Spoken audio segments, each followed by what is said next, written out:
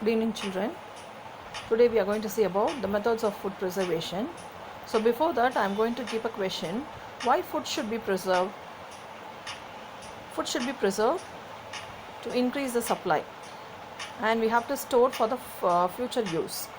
Certain season we cannot get the food. Okay, certain food we cannot get in certain season. So to store for future use. Retain color, texture, odor. Odor, it is nothing but smell. And then taste and nutritive value.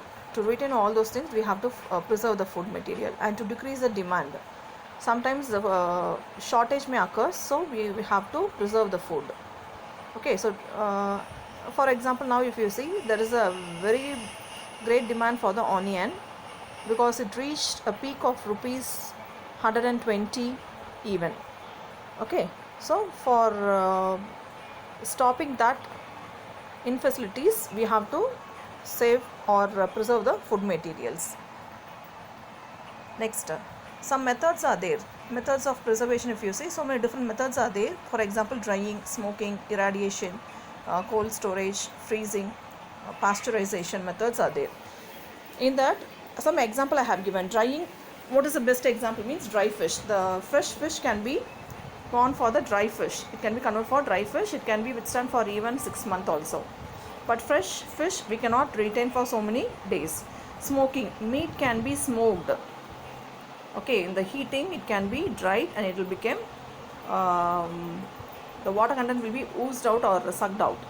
Then irradiation, tin food, that is some of the canned food or tin food we can say, it can be preserved without like an airtight container they will be preserving. So for that, irradiation can go for. Cold storage, vegetables can be vegetables, fruits, greens, it can be milk, can be grown for best method for cold storage. Freezing, some meat, fish, if it is excess, it can be stored in deep freezer. Okay, next pasteurization, milk are the best example. In this topic, we are going to see about two important things for today's class. One is drying and another one is smoking.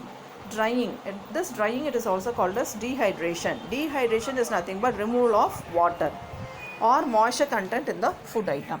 The hot air will be dried sometimes, or through vacuum, heat or air it will be pumped and it starts sucking the water supply. So removal of water, it is called as dehydration. Next, this dehydration method will reduce the growth of bacterial or fungal or yeast microorganism. These microorganisms often we can see in the food spoilage. So these microorganisms can be stopped in their growth. In the food material it cannot be grown. So drying is a very good method we can say. So best example for the drying means dry fruits. If it is fresh fruit, it can be withstand for only for 4 or 1 week, not more than that. If it is a dry fruit, means it can withstand for so many days and months also. Next to dry fish, you just compare and see the normal fish and dry fish. Normal fish, if it is kept outside, within 1 day itself, we will get the foul smell. But dry fish, if you see, it will be dried in the sunshade and it will be sucking the sunshade. The water will be dehydrated from the fish and it became dry. So it is called dry fish. And this dry fish, even for 6 months, we can keep it safe. Potato flakes, that is chips. You people are fond of eating Lay's, Kurkure, but it is not good for health. But even though the best example, I can say that.